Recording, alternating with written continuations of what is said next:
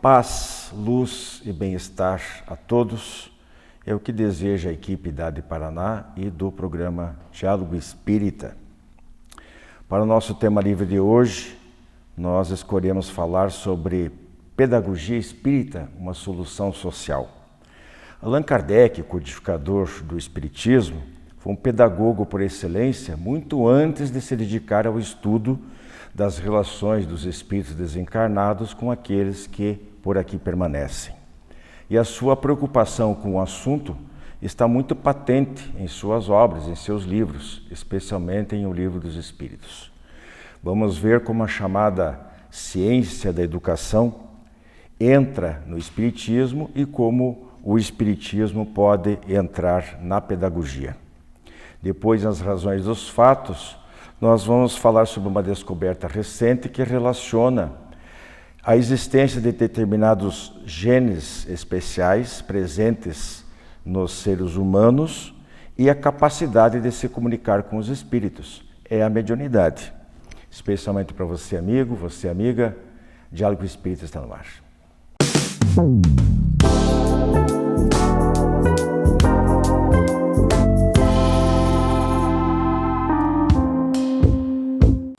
Amigos e amigas, nosso tema livre de hoje, nós apresentamos aí na nossa voz, Pedagogia Espírita, uma solução social.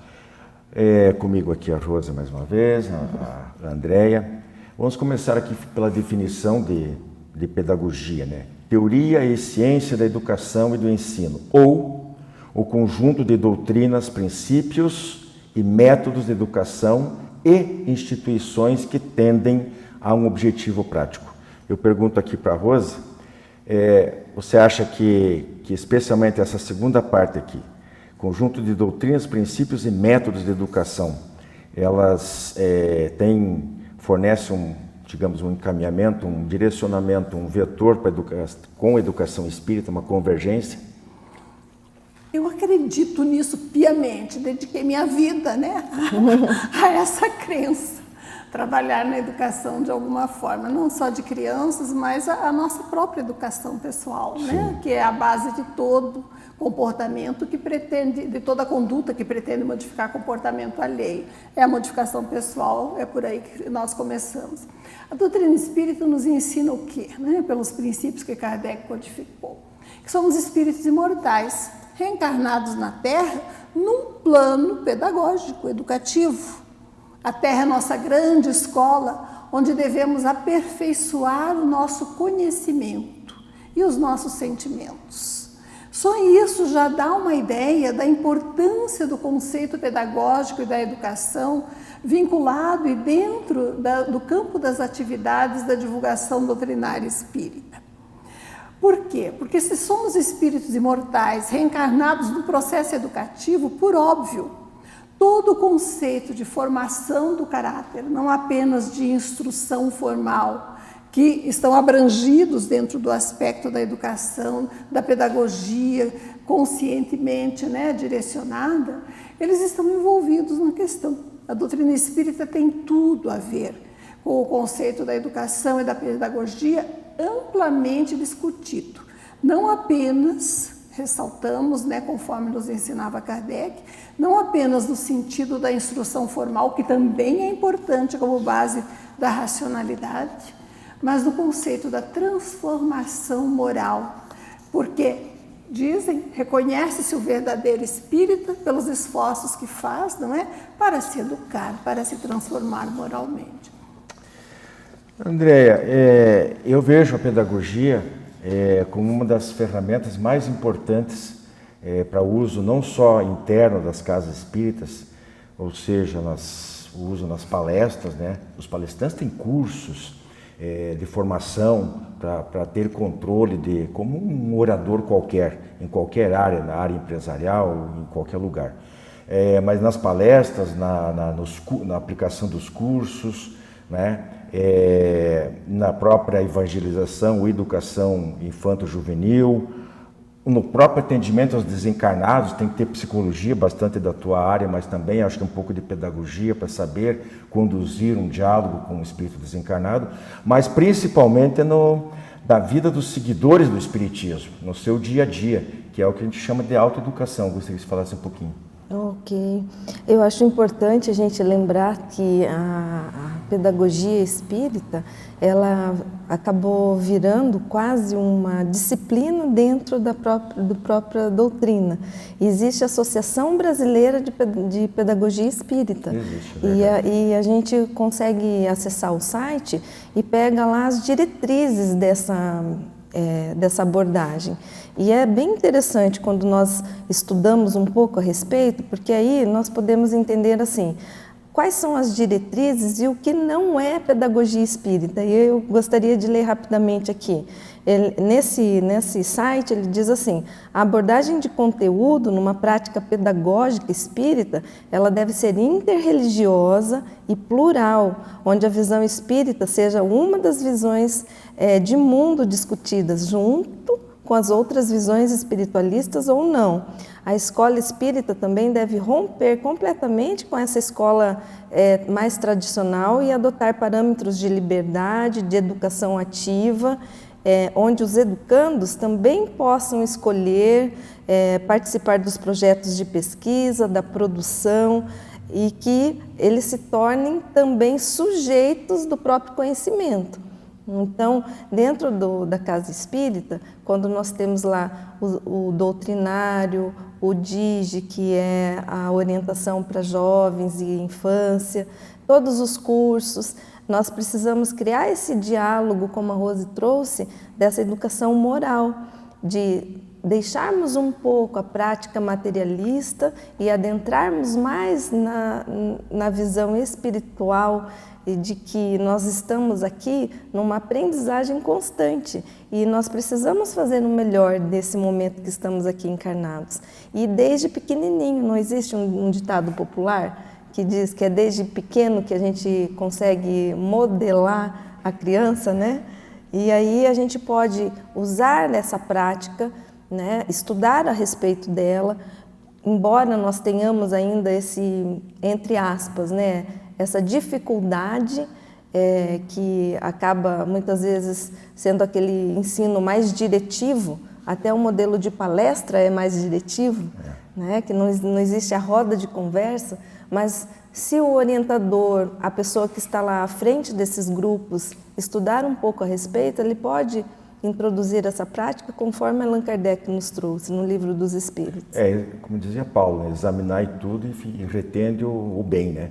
Então essa abertura de ver por outros ângulos e outras ideias, ao contrário do que muita gente pensa, não vai fazer mal para o espiritismo, só aumenta, porque no comparativo vão se sobressair as qualidades da filosofia espírita. Rose, Allan Kardec é pedagogo, né, discípulo de Pestalozzi, na Suíça, estudou lá, e para ele, eu coloquei aqui entre aspas, né, era importantíssima a pedagogia, não a educação, dizia ele, não a educação intelectual, mas a moral, e não ainda, esse dia você falou isso aí, a educação não intelectual, mas a moral, e não ainda pelos livros, mas aquela que consiste na arte de formar o caráter.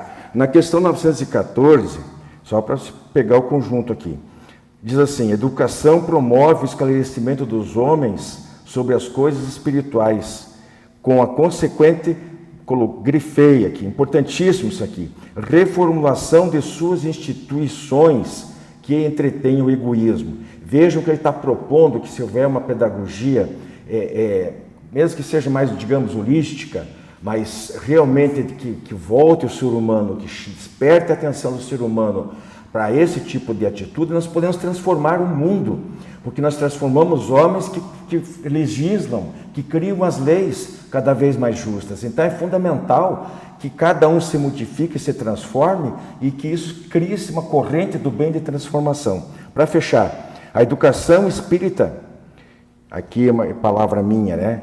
Eu não estou falando necessariamente e exclusivamente, o certo é a educação espiritual, não necessariamente e exclusivamente a espírita, bem o que você colocou ali, né? Ao demonstrar às pessoas a importância de reformular leis e instituições que combatam o egoísmo, contribuiria, eu já disse, até já respondi, contribuiria para melhorar o Brasil? Olha, nós temos concepção doutrinária e minha crença pessoal também, de que você não reformula instituições, você transforma pessoas, né? Forma a massa crítica e da soma das pessoas é que você consegue atingir a reformulação das instituições. Como é que a doutrina espírita vê esse trabalho? Ela nos ensina que espíritos milenares que somos, nós somos trabalhados enquanto primários ainda, em estágio de evolução primário, de fora para dentro. Através de leis, através de regulamentos, através de instituições que nos impõem as diretrizes, aprendemos o que é certo e errado através de palestrantes, de pessoas em grupos de estudos na casa espírita que interpretam as obras básicas e ditam qual é a interpretação correta. Essa não é a proposta espírita. A proposta espírita é reformular o ser humano promovendo a sua transformação moral e, com o número suficiente de seres humanos reformulados, essas instituições se reformularão. E de que forma se faz isso? Trabalhando a interiorização desses valores. Esse modelo da pedagogia espírita não é passível de atingimento enquanto nós tivermos predominância do modelo ditatorial, de intérpretes de consciência, né, de pessoas ditando interpretações, normas ou dirigindo doutrinariamente grupos de estudo, sem promover a conscientização geral, o crescimento da ideia, sem fermentar as ideias no grupo. É por isso que hoje o conceito de pedagogia espírita, respeitadas, né, a difusão de técnicas didáticas que facilitem o aprendizado, mas a pedagogia espírita, que trabalha com esses princípios básicos, ela promove a figura do facilitador, não do diretor de departamento, não do condutor de grupo de estudo, da pessoa que promove a discussão, fomenta a questão, fornece os elementos necessários para a pesquisa e discussão, mas facilita, incentiva a análise crítica pessoal. Para quê? Interiorizando os valores que a pessoa adote como seus, com os quais ela concorde, que assimile, ela transforme a própria vida e se faça um instrumento de transformação das instituições. Não existe transformação moral de cima para baixo. Isso é tempo da barbárie, em que as leis se impõem e você tem que cumprir. Não há transformação geral sem adesão íntima a um programa superior de conhecimento, de moralização, de estruturação. Portanto, a transformação das instituições só ocorrerá quando nós, num livre debate e com incentivo ao estudo e análise crítica, promovemos uma discussão racional de todas as bases espirituais. André, eu queria que você comentasse aqui, eu vou até juntar as duas, porque elas estão entrelaçadas realmente, um outro prisma, digamos assim, para analisar a pedagogia. Sobre a justiça divina e junto com ela, porque é uma das facetas da justiça divina, a questão das enfermidades, né? As enfermidades, especialmente aquelas que nós denominamos de kármicas, elas resultam, obviamente, de um mecanismo da lei de causa e efeito que existe para reajustar o indivíduo perante as leis divinas, né? Então, eu gostaria que você comentasse bem brevemente essa situação da justiça divina como um todo, mas incluindo o problema das enfermidades. A vida, como a Rose trouxe na primeira pergunta, né? A vida é pedagógica. Ela traz esses elementos e a causa e efeito nos mostra isso. Então, Deus, com as suas leis naturais, com todo esse amor que Ele sente e que transborda para todos nós, para todo o universo, Ele cria essas leis para que a gente consiga, aos poucos, aprender que não podemos nos afastar delas. Aí está a justiça. Então, a justiça divina compreende que nós, simples e ignorantes, vamos vivendo e aprendendo, né, e passando por diversas experiências e aí entendendo, às vezes as duras penas, que não podemos ir por aquele caminho.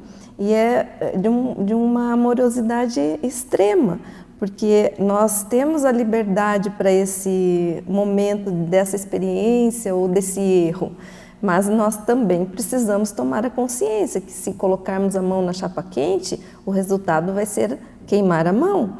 E aí, numa nova experiência, nós vamos falar, opa, eu não vou pôr a mão aqui, porque eu me queimo, eu me machuco, né? Então eu vou aprendendo lentamente, aí entra a justiça, a lei de causa e efeito. Tudo que nós fazemos vai gerar uma consequência para mim mesmo e para o outro. Se eu faço o melhor para mim mesmo no primeiro momento, ama-te, conheça-te, eu estou interiorizando, como a Rose trouxe, eu estou aprendendo, eu estou fazendo uma evolução moral, então eu consigo fazer o melhor para o outro. E aí lentamente, porque nós fazemos passos pequenininhos, mas estamos sempre avançando nesse caminho da aprendizagem. É verdade. Bom, eu vou fazer aqui, já nós estamos chegando quase ao final do nosso tempo aí, a gente precisa dar uma aceleradinha. Eu queria fazer algumas colocações aqui, a Rose comenta, não sei se vai dar tempo para a Andréia comentar mais alguma coisa. A gente, em relação a gente tem que pensar assim, em termos de educação, né? Não só da instrução. Nós temos que pensar em termos de fazermos não só cidadãos esclarecidos, mas pessoas de bem. É essa a grande preocupação. E começa lá em casa com os pais, né, e demais. Então é preciso que esses educadores se conscientizem que o melhor que eles podem fazer para as crianças, para os jovens, para os adolescentes, não é só preparar para o mercado de trabalho, para ter sucesso profissional, para gastar bastante dinheiro. Pode até instruir, preparar para que ele se adestre para esse tipo de conquistas materiais. Mas, acima de tudo, que ele incorpore em seu comportamento, nas suas atitudes, no seu caráter, valores, princípios, né, de relacionamento, de respeito em relação de honestidade, de lealdade, de solidariedade, que é um artigo tão em falta no mundo que nós vivemos.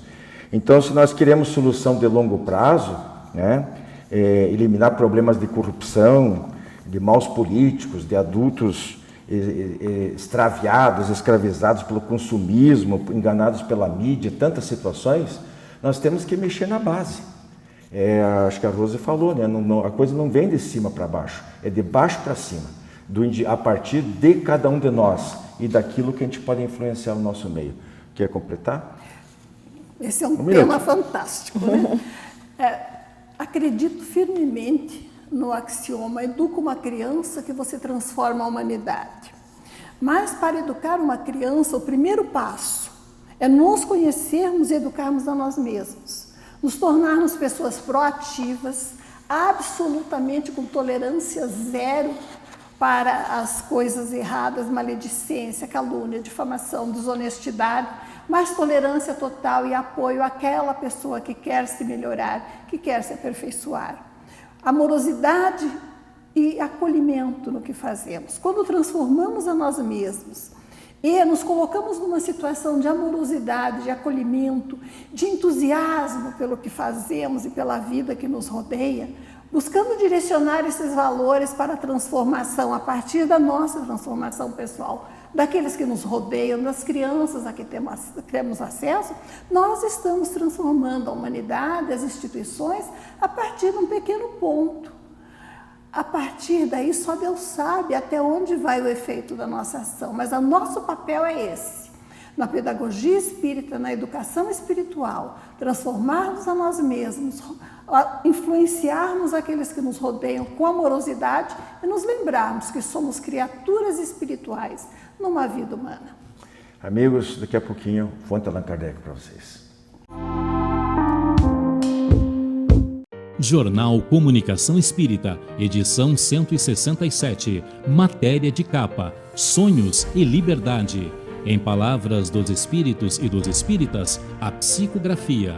Em Trocando em Miúdos, a alma. Em Conexões e Reflexões e A Z, Ídolos e Inveja. Jornal Comunicação Espírita, assine e recomende.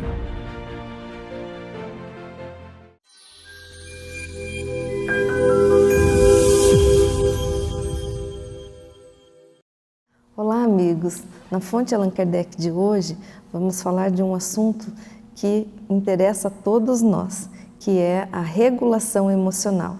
Você já procurou entender um pouco sobre regulação emocional? Basicamente, regular nossas emoções diante das dificuldades. Todos nós temos emoções. Emoções são processos básicos do nosso corpo. Quando nós nos deparamos com dada a situação, o nosso cérebro vai fazer a leitura imediata daquela situação, o nosso corpo libera substâncias para que nós estejamos aptos a lidar com tal situação. Se for uma situação ameaçadora, o nosso corpo produz um estado de tensão, de estresse. Ele libera adrenalina, libera cortisol, que é o hormônio do estresse. Se for uma situação tranquilizadora, nós relaxamos, nós olhamos como um pequeno susto que levamos às vezes, que entendemos e interpretamos rapidamente, falamos assim, puxa, foi só um susto. O nosso corpo não se prepara para essa situação como se fosse uma ameaça. Basicamente, a regulação emocional ocorre sem o nosso cuidado consciente. Porém, em muitas situações, nós precisamos fazer um treino, nós precisamos não falar tudo o que vem à mente, nós precisamos acalmar nosso estado de ânimo para que nós não sejamos mal educados com aquela pessoa que nos fala. Em uma situação de conflito interpessoal, por exemplo, familiar, ou com amigos, ou no trabalho, eu não posso responder à altura, ou aquela pessoa falou algo e eu falo outra coisa para agredi-la em seguida. Para isso, nós precisamos regular a nossa emoção. Quando nós paramos um pouco, respiramos e pedimos um minuto, nós estamos regulando a emoção. Porque se não fizermos isso, é muito possível que a gente, destemperados, tentemos revidar no exato momento em que ocorre a agressão.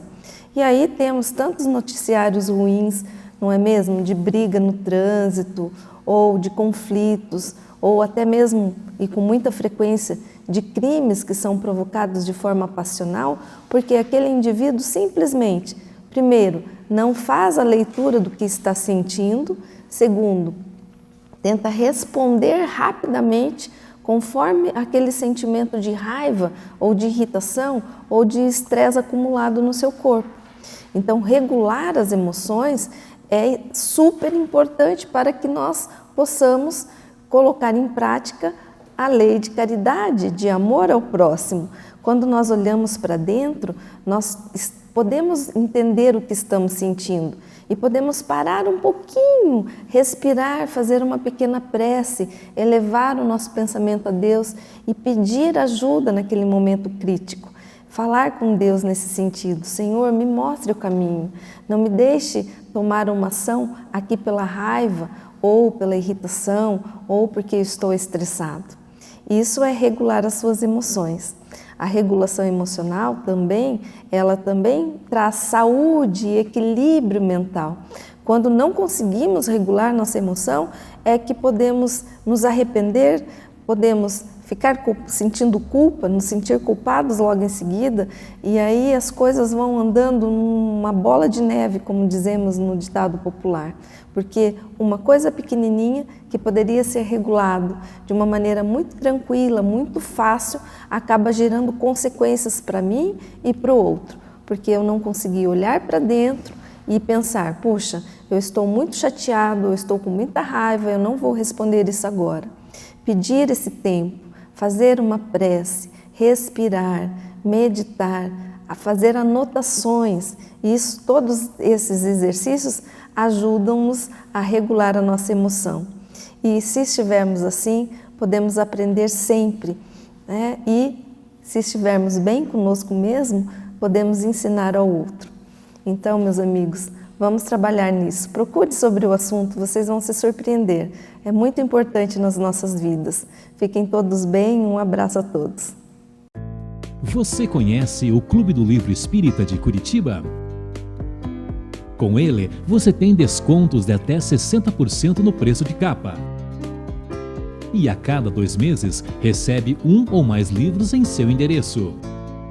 Associe-se e tenha o melhor da literatura espírita em sua casa e ainda ganhe uma assinatura do jornal Comunicação Espírita durante o período de 1 ano. Clube do Livro Espírita de Curitiba. Associe-se e contribua para a manutenção do programa Diálogo Espírita.